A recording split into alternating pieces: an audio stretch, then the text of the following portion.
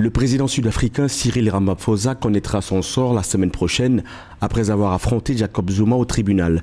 Les Sud-Africains devront attendre jusqu'à lundi 16 janvier pour savoir si le président Cyril Ramaphosa sera contraint de comparaître devant la haute cour de Gauteng, division sud. Le président Ramaphosa souhaite que le tribunal déclare les poursuites privées de l'ancien président Zuma contre lui inconstitutionnelles.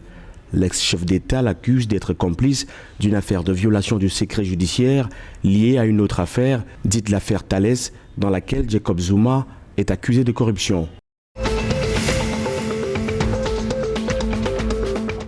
Le président de la République, João Lourenço, a réaffirmé ce 12 janvier à Luanda l'engagement de l'exécutif angolais à œuvrer en faveur du développement national, de la paix et la sécurité mondiale. S'exprimant lors de la cérémonie de vœux du Nouvel An au corps diplomatique, João Lourenço a déclaré que l'Angola avait mis en œuvre des réformes ces dernières années en vue de garantir les libertés fondamentales des citoyens, réduire la bureaucratie dans la fonction publique et lutter contre la corruption et l'impunité.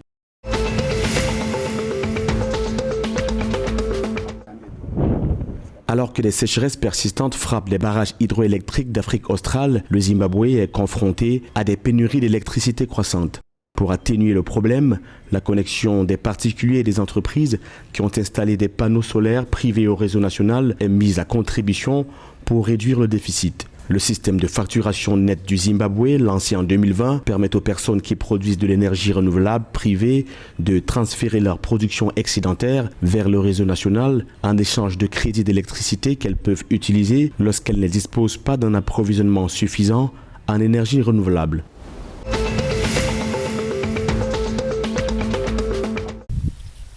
Au moins 199 écoles sont touchées par le conflit armé dans la province de Cabo Delgado. La direction provinciale de l'éducation l'a annoncé le 12 janvier, compte tenu, précise-t-elle, de l'amélioration de l'environnement sécuritaire dans certains districts.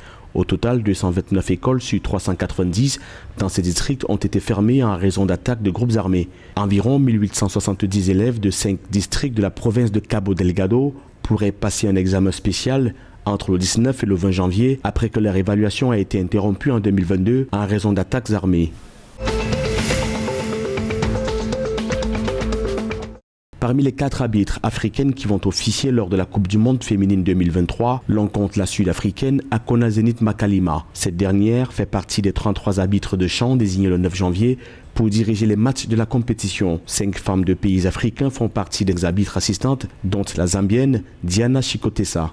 Selon le président de la commission des arbitres, Pierluigi Collina, la sélection correspond à ce qui se fait de mieux en matière d'arbitrage féminin dans le monde.